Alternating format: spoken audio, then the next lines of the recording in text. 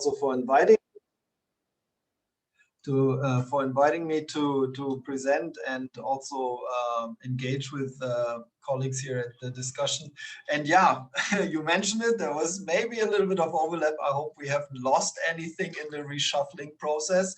And same message from me here. It's really difficult if you see the program and say, what can you tell these people that they don't know already, and where is the main interest? And of course, over the presentations of the last hours, I've seen a little bit where your interest lies, and I'll try to respond to it. I have a couple of slides. They are not as colorful and nice as Kun Barat's, but please just pick whatever interests you and ask me the questions. I may miss it, and I may also miss to get back to all the questions that you have answered already.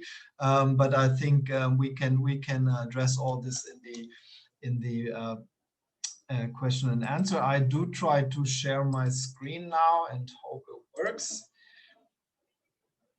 Yeah, is it there? Yep, okay. Works well. Let me also try to get back to a different screen. Okay. Do you see the presentation mode? Because mine is still in the... No, we don't see yet the presentation mode, but we see the slide. That's better, right? Yeah, now presentation mode is there. Perfect. Good. Yeah, again, was a little bit difficult to understand exactly what to present, but let me start very briefly. I think colleagues took the opportunity, and then you may also not be very familiar with the UNFCC RCC Bangkok. So just to introduce ourselves a little bit, very briefly, it's a center, a regional collaboration center that's been established in 2015 in Bangkok by the UNFCCC Secretariat. The Secretariat is based in Bonn, so we have only very small not really country offices, but these collaboration centers. And my colleague Ariel from IGS was in the meeting in the beginning, but had a different appointment, so had to leave. So it's a cooperation of these two organizations. You can also see that we are part of a global network of other RCCs and other regions. We work very closely, and which really gives us the advantage to have kind of a global reach and yeah, at the same time the very regional focus.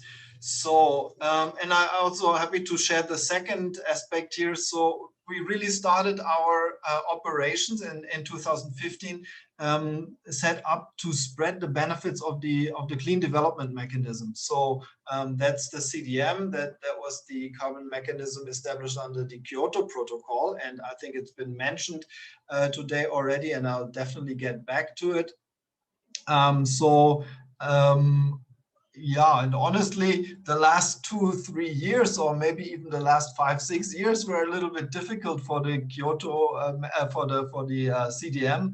So I'm very, very happy also to see this new interest in discussions on carbon pricing, and your interest to understand what kind of standards are available, and what are the opportunities, where should I go to register projects. So I haven't been presenting on this for a while, and I'm very happy to hear this interest. So the RCC is also then, since the Paris Agreement, looking into more different areas, but CDM and carbon pricing is definitely still one of our focuses. So I think Kun Bonrat also raised the question, what is climate finance? What do we understand under climate finance? So there are, of course, different definitions, and Kun Bonrat already mentioned the one from UNFCCC on our webpage. So it's refers to local, national, or transnational financing drawn from public, private, or alternative source of financing, and seeking to support mitigation and adaptation action that will address climate change. So that's kind of the official one that we are using at the UNFCCC. You see at the bottom of the slide there are also different definitions that use other elements. I think there's always the question, is public or private finance covered, and Also, does it describe the flows from developed to developing countries, or is it also domestically applicable? So I think that's we'll also get back to this a little bit. Just wanted to mention the convention, so the actual UNFCCC and the Kyoto Protocol, as well as the Paris Agreement, call for financial assistance from parties with more financial resources to those that are less endowed and more vulnerable. So that's a common element of also UNFCCC finance assistance, always been part of all our main documents. Oh, I have to move this little screen. Yeah, and mentioned already, public sources, private sources are covered. Also, finance provided by development bank type instruments, and also one source, and the source that we at the RCC are most working with, and that's also I will cover mostly here is carbon markets. So we also look into other areas of climate finance, but I think we have most expertise in the carbon markets. And parties will use all these different sources of finance and need to use these different sources of finance to actually achieving their Paris Agreement goals and meeting their NDC commitments. Also, just I cannot talk from UNFCCC without mentioning the Paris Agreement and giving you a little bit of background. I think you'll have to decide for yourself how important this is for you, but I think it gives a good background. I'm not sure if you're talking and working on this daily basis. So the Paris Agreement has some kind of long-term goals in the agreement. That is one, the limiting temperature to well below 2 degrees and pursuing 1.5, reducing aggregate emissions in 2030 to 40 gigatons, and then also, of course, aiming to have a balance between emissions and removals by sinks of greenhouse gas emissions in the second half of the century. That's very important because right now we are talking a lot about NDCs. Obviously, countries have expressed their commitments in NDCs, but more and more we are also moving into these long-term greenhouse gas emission reduction strategies. And I think both are very important because they are a driver for all that's happening now, for channeling funds into climate action and through the conferences and of course also expressions by countries. There is a growing need of countries to enhance their commitments, and that of course allows more resources or gives more resources then also to the climate actions as you are proposing them. Also, yeah, I think I'll skip a little bit to get to the more interesting part for you on the carbon finances. I just briefly wanted to mention Article 9 of the Paris Agreement is dedicated to finance.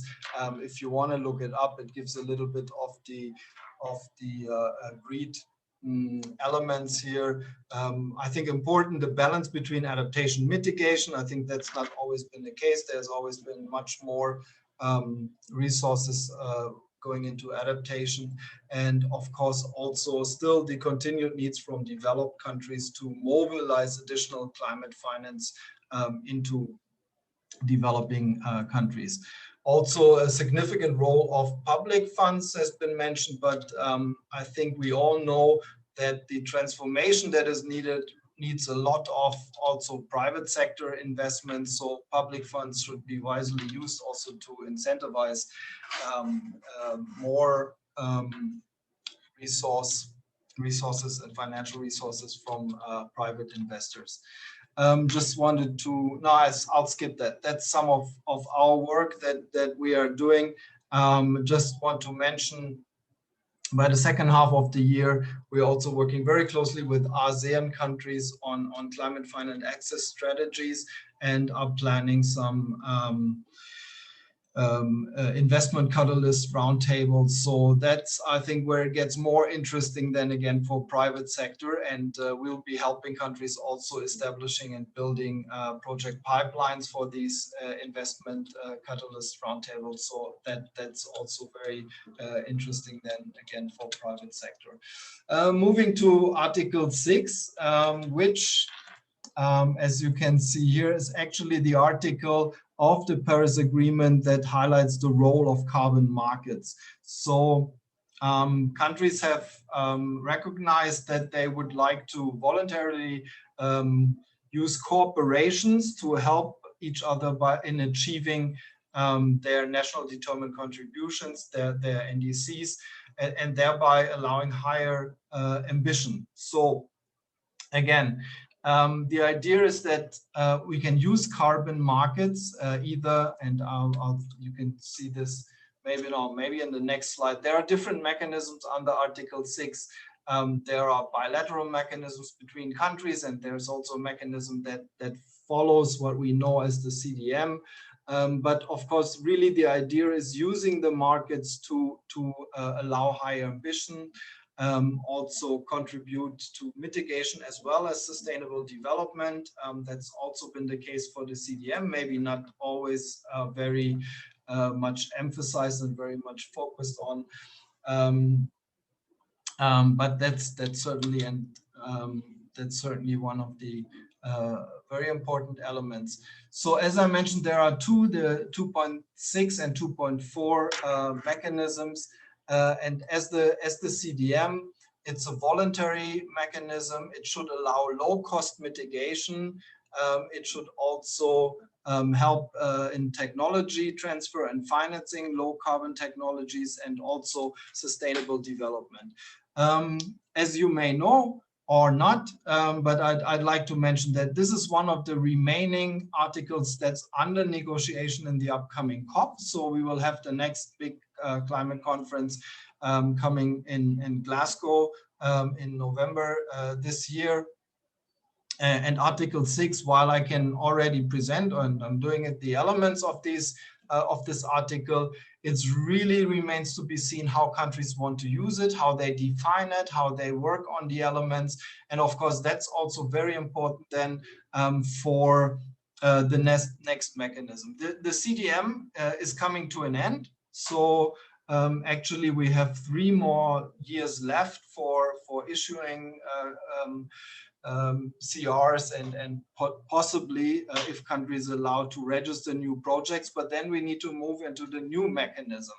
And I like the slide from Kun Bonrad very much, the 3 pillars that showed you, like the international standards, the voluntary market, and then some national standards. On the left side, if you remember, there was the UNFCCC logo and the CDM as the only really international recognized standard, or that countries can use CRs for also compliance with the Kyoto goals. And of course, yeah, we continue to run this mechanism, but as I mentioned, the new mechanism is coming up. We don't know exactly when. Countries have to decide this year what they're planning and how to transition the CDM, whether there will be a gap, whether the new mechanism look completely different or very similar, whether we can transfer some of the CDM credits into the new mechanism. So I think that's very exciting, but we've been waiting for this decision for 2 or 3 years now, and now finally this year we all hope we will get this decision, because it's very important for carbon developers, whether we will have this functioning international mechanism in the future, or whether the voluntary markets or national carbon standards will grow much more in the lack of having an international mechanism. So very happy to answer any question also on the possible outcome of COP and what it means for carbon developers. So yeah, I think I'm going to skip this, but just will allow a little bit more questions or would hope to get more in discussion with you. So again, we will have this bilateral exchange between countries under 6.2. We'll also have this international mechanism on 6.4, but both still remains to be fully designed and decided by countries. Meanwhile, also yeah, in the past years, and I agree also to what Konrad said, there is definitely a growing interest by countries in carbon mechanisms, in carbon prices. We've been working with the AWGCC, the ASEAN Working Group on Climate Change, since 2017. Under an initiative named CIACA. And I can still remember 2-3 years ago, there was really a reluctant atmosphere and the countries didn't really want to talk about it, but we can see this has really changed in the last 2 years again. Growing interest in prices, carbon prices and market approaches. And already, as you can see, a number of countries here in the region have started moving ahead, like Indonesia, establishing an MRV system that could be a basis for an ETS. Philippines is considering domestic carbon prices. Singapore has implemented a carbon tax, but they may also move to different systems in the future.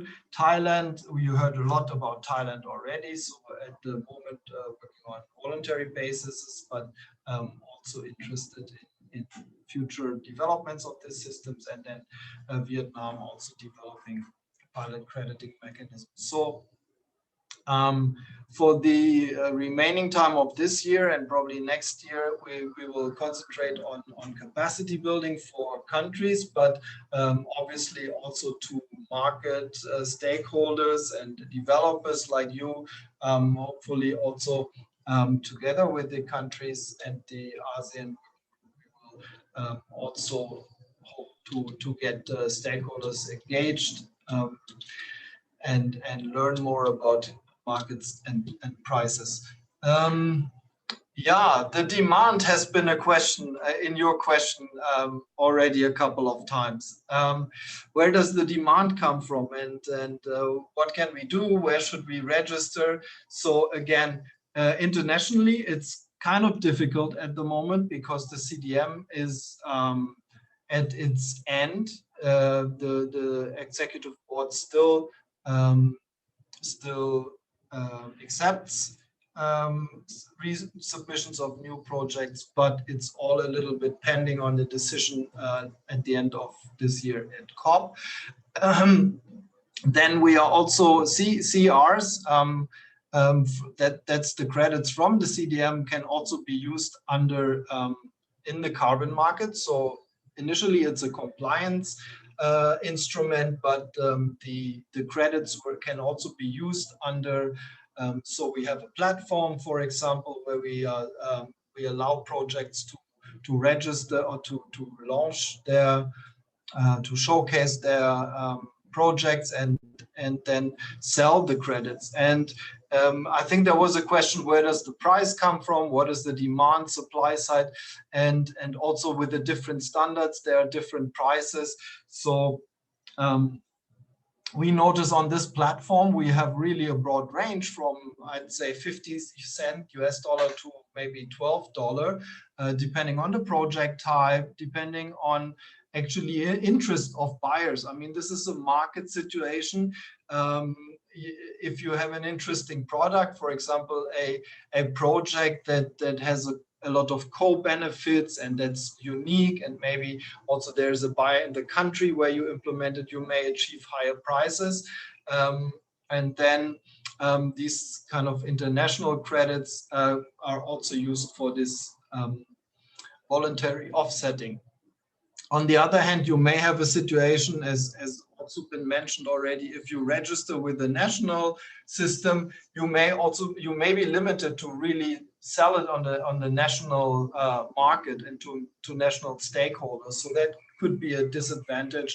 And then there are the other standards, the voluntary, international voluntary standards. I think BCR are well known, and gold standard. It's an interesting sector where a lot is happening at the moment. There's actually a task force working on the upscaling of the voluntary carbon market, so that probably has a lot of potential. We'll still have to see how that works. Kind of a little bit maybe a safer bet compared to national or the international standards, but happy to get to this. And then I just also wanted to mention, Konrad already mentioned the Thai CNN. So this is the mechanism for carbon neutrality that Thailand is developing. We also have this CNN developed by UNFCCC on an international basis. We are in very close exchange also with the TGO. These two mechanisms will be largely aligned, and then also allowing credits, allowing countries to projects and companies to register their goals under the Climate Neutral Now or the Race to Zero, and a similar initiative by the Climate Champions. So also very happy to answer question here. The interesting aspect about these initiatives, it shows you that private sector, also non-party stakeholders, also cities maybe, and networks, associations, events, they are getting more and more interested in offsetting their carbon emissions and register under such initiatives as the CNN or Thai CNN Race to Zero. And at some point they may not be able to reduce their emission completely to zero, and some of these initiatives allow you to use offsets, different kind of offsets, to at least in the beginning. So I think these are all opportunities for all initiatives that will create some demand in the future, and so you don't actually have to deal with the initiatives itself. It just tells you the more companies and stakeholders register there, the better it is for the demand of your credits, and the better you'll be able to get also a good revenue for your products. And yeah, that's it. I hope, again, it wasn't easy figuring out what exactly is interesting to you and not covered by my colleagues already. I hope there were a couple of elements that will help to guide a discussion, and I'm very happy to take some questions. So with that, back to you, Mirko. And I think I just noticed I talked much too long, but maybe we still have time for 2-3 questions. Thank you.